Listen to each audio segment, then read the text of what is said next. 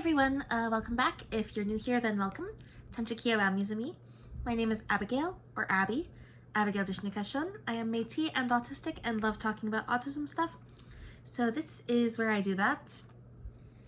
Today in my kitchen, my partner is trying to sleep off a migraine in the bedroom, so I'm out here. It is April, so I am doing the 30 Days of Autism Acceptance prompts again. And today is April 19th. So today's prompt is talk about speech. Are you nonverbal? Do you use AAC? What is it like if you are?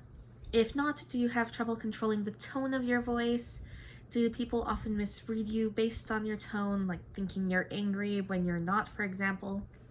Do you have trouble controlling the volume of your voice, especially when excited about something? Do you tend to speak in a monotone? Well, I'm very clearly not a non-speaking person. I am doing these prompts as videos on YouTube rather than text posts. I do get what could probably be described as situational mutism when I get really overwhelmed. Not just in full shutdowns. Speech is one of the first things I lose when I get really anxious and overwhelmed.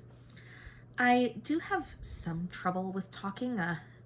There is a delay in my brain getting thoughts to turn into coherent words that come out of my mouth, especially without a script. I'll just stumble over words. Even with a script sometimes, if my brain starts going faster than my mouth can move. I am hyperlexic. I was reading well above my grade level as a kid, so I can read very quickly, or could if I had the time. So it's very easy for me to read too far ahead of where I'm at for speaking with scripts, but also without something for me to read from or memorize and recite, I'll either have nothing or just word vomit. Nonsense. And that's before we even get to the issue of tone. I'm bad at tone unless I'm acting usually. Sometimes people will think that I'm mad at them. Usually that happens when I'm just too tired to really think about how I'm talking. Or maybe it's to do with word choice. I don't know. But sometimes people think I'm mad when I'm not. But mostly these days people just think that I'm worried and ask me what's going on or what's wrong. But that's more because of my face.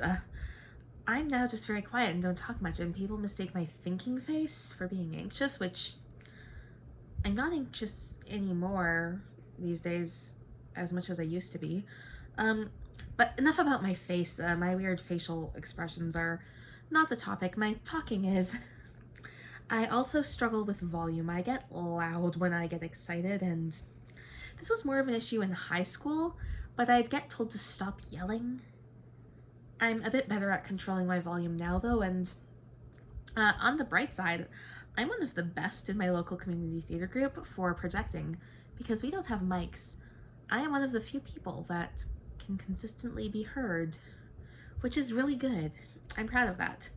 I think that actually being involved in theater for most of my life has been really beneficial for me with speaking. I don't talk in a monotone, which is objectively funny because I had to waste an entire year in elementary school between the IEP stuff.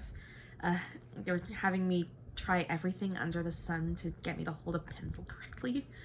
And just, there was like an entire year between the pencil nonsense and just giving up and letting me just type, where they wasted time on trying to get me to try to train that. Okay, see, this is what I mean when I went earlier. I have a script, and I read too fast, and now I'm stumbling over my script. So, perfect example of what I was talking about. Okay. So, but yeah, I can't speak in a monotone. In between the time when they were trying to get me to hold a pencil properly with my IEP and failing, and then finally giving up and letting me type, they wasted a year on trying to get me to try to train that Dragon Naturally Speaking program to type for me as I dictated. That program required a monotone, but I was physically incapable. Like, come on, my mother was a drama teacher. My dad was not super involved with theater the way my mom was, but he did have some drama education as well. He's the one who got me into D&D. He had the best voices for characters that when he read my sibling and I bedtime stories. So, coming from that background of my dad and mom, and they wanted me to do monotone to a laptop, that was never going to work. Yeah, they wasted a year on that. They wasted a lot of time with me with the IEP stuff before just letting me type. I'm really good at typing now. But anyway, so yeah, I do struggle with speech to some degree, but with my theatrical background and education, I've largely been able to hide it. Unless you know me well and spent a significant amount of time around me, you'd probably never know that I have instances where I can't talk at all no matter how badly I want to, because my brain just cannot process speech because I'm so overwhelmed. And even then, that would largely be based off of older memories. I'm at a spot now in my life where that is really rare. Really rare. Probably because I spend most of my time alone, so I just don't talk. But I like to be left alone to read, so it's fine.